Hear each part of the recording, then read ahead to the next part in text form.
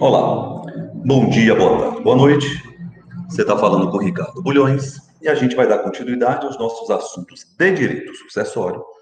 E hoje, especificamente, nós vamos começar, das próximas duas aulas, nós vamos falar sobre sucessão legítima.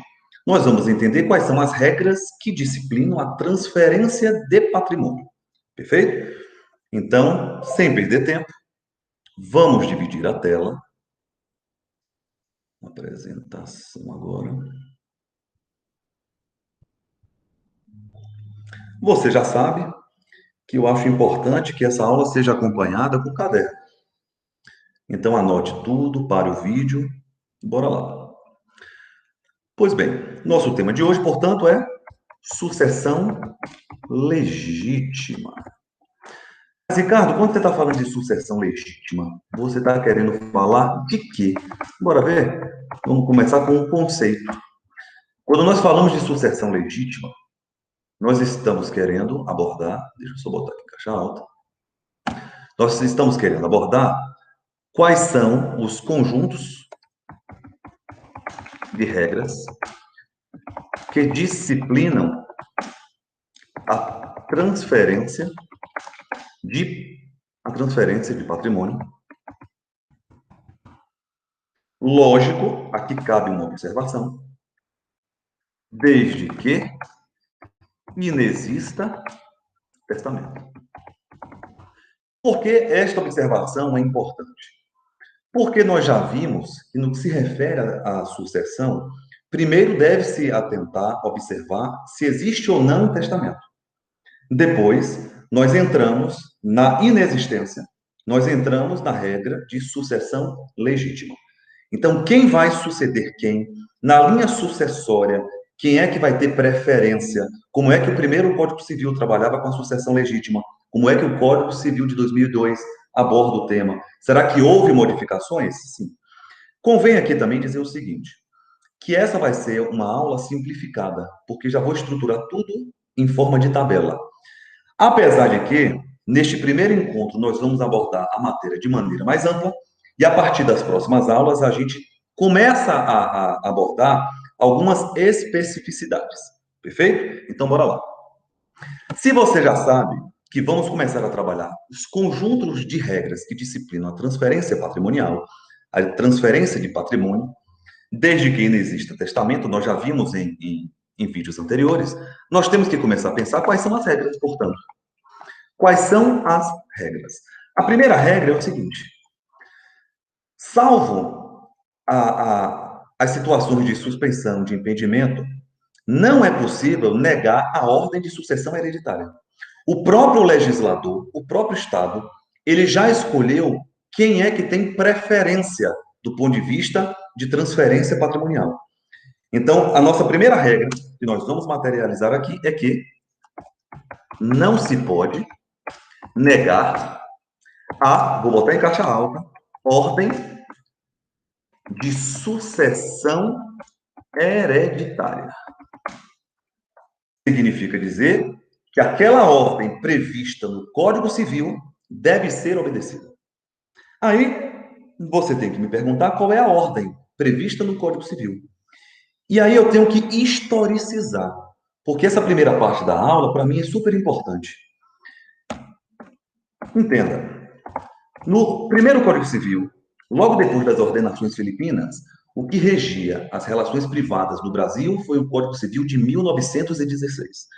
Então, no Código Civil de 1916, o nosso primeiro Código Civil, falava também de sucessão hereditária, de ordem de sucessão hereditária.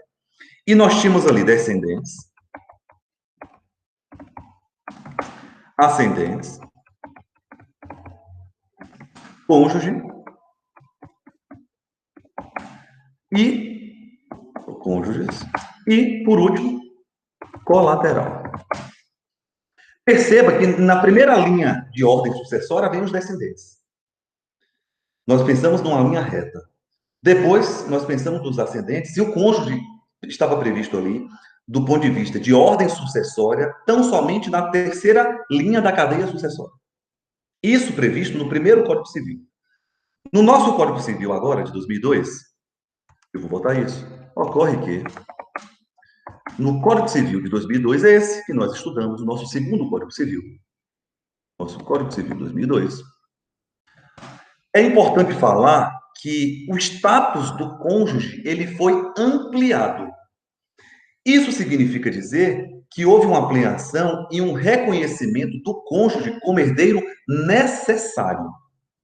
Em outras palavras, significa dizer que o cônjuge, enquanto herdeiro necessário, ele concorre diretamente, olha que coisa, com descendentes e ascendentes. Então, bora botar isso? Porque a gente vai complicar um pouquinho daqui a pouco, tá? Antes de colocar essa informação, me permita. Eu sei que estou abordando temas que são de direito de família. Então, na nossa aula, nas nossas próximas 3 aulas, tudo que eu falar será necessário a gente buscar e criar links com a nossa bagagem de direito de família. Perfeito? Então vamos lá.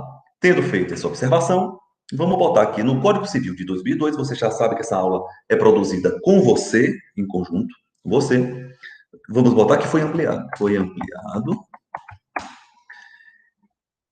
e reconhecido. Quem reconhecido, Ricardo? Reconhecido o cônjuge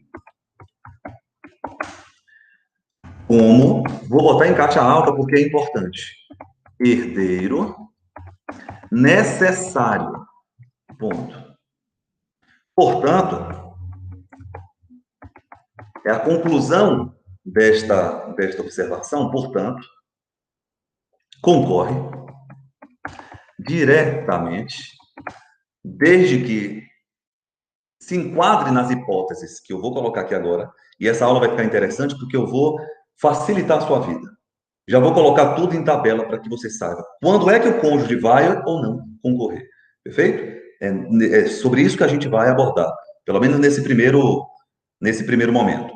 Portanto, concorre diretamente com descendentes e ascendentes. Eu estou falando, portanto, que houve uma mudança de status do primeiro Código Civil para o segundo Código Civil. Se antes o cônjuge estava só na terceira linha da cadeira sucessória, hoje o cônjuge é considerado herdeiro necessário e concorre diretamente tanto com descendentes como com ascendentes. Perfeito? Então, bora botar essa observação, porque também é uma regra importante. Vamos botar aqui, eu não vou nem botar enquanto observação, vou botar enquanto regra. Nós vamos colocar que o casamento adquiriu um status sucessório. Eu posso dizer que o casamento adquiriu, com o advento do Código Civil 2002, um status sucessório. Significa dizer que a partir do momento que o sujeito casa ou vive união estável, porque entenda, o regime de união estável é o regime o regime parcial, e a gente vai falar porque o regime de casamento tem uma implicação direta se o sujeito vai ou não concorrer com descendentes e ascendentes, tá? Nós vamos entender toda essa regra. Hoje eu vou criar as regras e depois nós vamos tentar materializar isso daqui, tá bom? Então, casamento, nós podemos afirmar, adquiriu um status sucessório. Então, bora começar a pensar aqui agora o seguinte, nosso tópico 3. Se você já sabe que nós temos uma ordem, descendentes, ascendentes, colateral, e o cônjuge é considerado herdeiro necessário, então significa dizer que ele concorre diretamente com descendentes e ascendentes, vamos começar a pensar aqui agora a primeira cadeia sucessória. Vamos pensar aqui na sucessão pelos descendentes. Bora pensar nisso?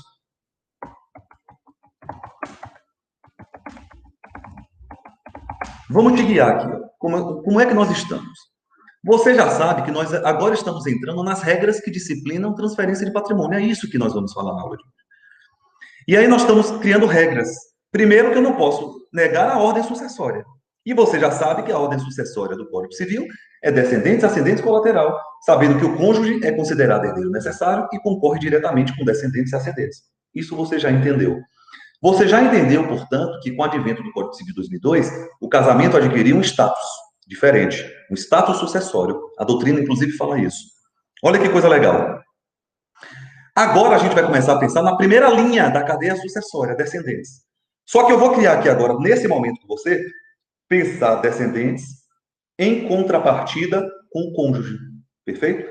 Quando é que o cônjuge vai concorrer com os descendentes? Será que em toda situação? A resposta para isso é não. Então pense aqui comigo. Você já entendeu que vamos começar a falar da sucessão pelos descendentes. E já vem uma outra observação. É o que tem mais detalhes. Sabe por quê? Porque quando você vai ali para ascendentes e colateral, é mais simplificado. Não tem tantas minúcias. Com descendentes, nós temos algumas situações mais específicas. Perfeito? Sem querer complicar. Vamos lá. Estou simplificando sua vida. Como eu estou comparando os dois códigos, vamos botar essa observação. Qual é a primeira observação que nós vamos colocar? É que no Código Civil de 1916, eu posso afirmar que era simplificado. Simplificado. Por que era mais simplificado? Porque, ó, com os descendentes, não havia concorrência. Concorrência. Não havia concorrência entre descendentes e mais ninguém. Ele estava na primeira linha da cadeia sucessória, ele não concorria com ninguém. Só que você já aprendeu nessa aula comigo que no Código Civil de 2002 isso mudou. Houve uma alteração. É nossa segunda observação. Nós vamos colocar aqui que no Código Civil de 2002 houve uma ampliação. Ricardo, calma aí, deixa eu botar aqui que eu escrevi errado, uma ampliação. Ricardo, você está falando o quê? Eu estou citando aqui o artigo 1826 e seguintes do Código Civil de 2002. Só que eu vou criar uma tabela com você. Eu vou simplificar a sua vida. Bora pensar aqui comigo, ó, pensando na situação do cônjuge. Vamos pensar aqui, ó, letra A. Quando é que o cônjuge não terá direito, o cônjuge não terá direito, o cônjuge, a concorrer com descendentes. Nós temos três situações em que o cônjuge não terá direito de concorrer com descendentes e, em contrapartida, eu também tenho três situações. É bacana porque isso já vira meio que uma dica. Terá direito o cônjuge a concorrer com descendentes. Perfeito? Bora pensar nas três situações? Antes, deixa eu botar uma observação. Direito, ele acaba, de uma forma geral, ele é bom senso. E você vai perceber que, em função do regime de casamento, fazendo uma análise até lógica e entendendo os institutos, você vai perceber que, por lógica, o cônjuge não poderia concorrer com descendentes. Então, a nossa primeira dica, antes até de eu botar isso daqui, é o seguinte. Vou botar essa observação porque ela é muito importante. Você vai anotar no seu caderno que, para saber se o cônjuge irá ou não concorrer, vai depender do regime de casamento. Eita, que coisa linda! Vai depender do regime de casamento. Criando uma tabela para que a gente possa finalizar a aula de hoje, tá? Vamos lá. Se você já sabe que depende do regime, então eu estou falando com você que não terá direito ao cônjuge a concorrer com descendentes. Primeira situação, quando o regime de casamento for de comunhão universal. Segunda situação, quando for de separação obrigatória. É lógico, aqui estamos pensando em situação que cada um tem a sua parcela do seu patrimônio, não há concorrência, portanto. E nós temos, quando o regime for parcial, olha que coisa interessante. Quando o regime for parcial de bens, ou seja, tudo aquilo que foi adquirido na constância da união, é dos dois, mas pense na situação que na constância da união não houve patrimônio, não houve aquisição de patrimônio. Então, regime for parcial, se não houver bens. Perfeito? Agora, nós temos também três situações. Eu já estou criando uma tabela simplificada aqui para você. Nós temos aqui também três situações, bora voltar aqui, em que terá sim o cônjuge direito a concorrer diretamente, herdeiro necessário, com descendentes. Bora pensar? Você já sabe que existe ainda um outro regime de casamento. É o regime de participação, não vou nem botar regime, participação final dos aquestos. Deixa eu tirar aqui de caixa alta. Também, por questões óbvias, na separação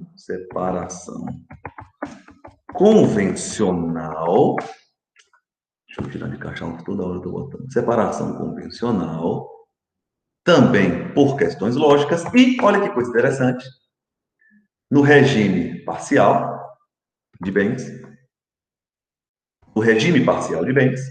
se houver bens a partilhar. Então, nesse primeiro momento, você tem que entender que houve a mudança de status, que hoje o casamento, ele adquiriu status sucessório, só que para você saber se o cônjuge vai ou não concorrer diretamente com o herdeiro, nós temos que analisar o regime de casamento. Portanto, se for comunhão universal, separação obrigatória e regime parcial, não